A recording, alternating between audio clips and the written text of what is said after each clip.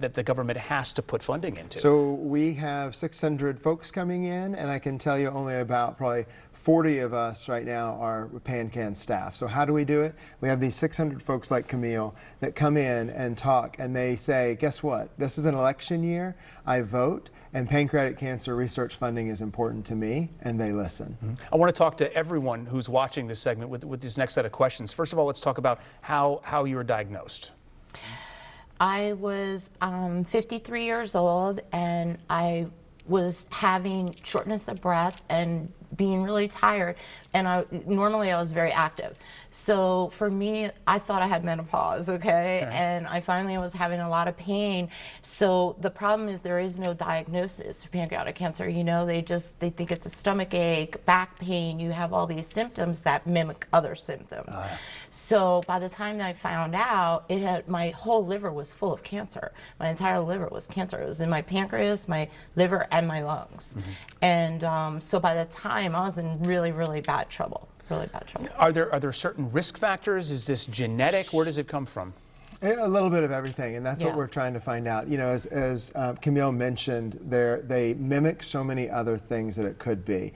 Yes, we're looking at age. We're looking at family history. We're looking, there's maybe perhaps a link now to early onset diabetes. But this is what we need the money for, is to study this and make this not one of the deadliest cancers, which currently it is. And I see that it disproportionately affects African Americans as well.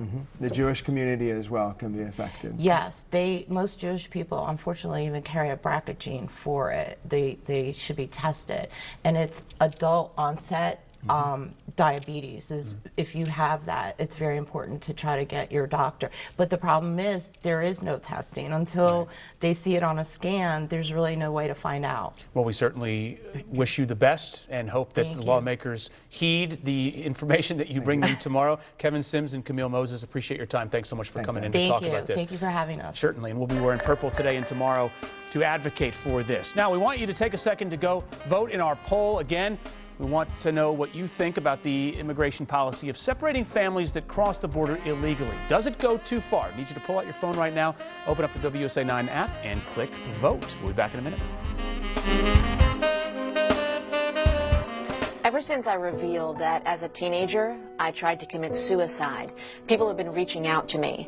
I tried to take my own life as a troubled teen, and thank God I wasn't successful, because I wouldn't be here now to lift others up.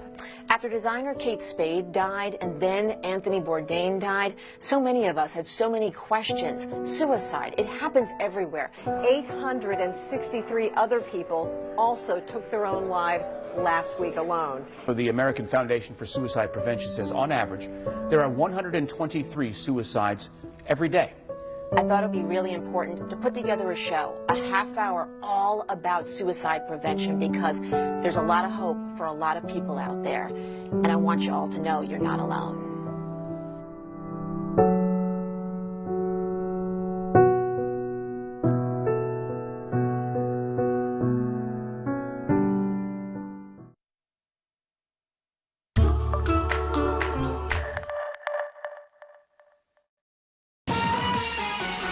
Heather Locklear's suicide threats. Looking for a gun to shoot herself. The actress hospitalized. What we just learned. Then Meghan Markle's dad speaks out. Meghan cried. Next, E.T. Tonight at 7:30 on WUSA 9. We're Penn Fed Credit Union, a community of 1.6 million members putting earnings back into lower rates, greater returns, and better service for every single one of us. Penn Fed's got great rates for everyone.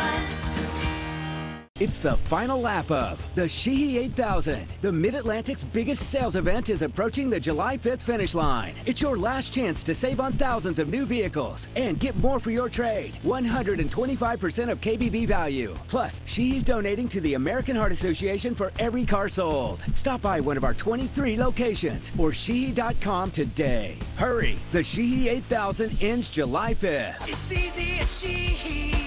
Sheehy.com. I ran for office because I was completely fed up with politics as usual, in Annapolis and in Washington. And quite frankly, I still am. I really don't care much about politics and whether somebody's a Democrat or Republican. I care about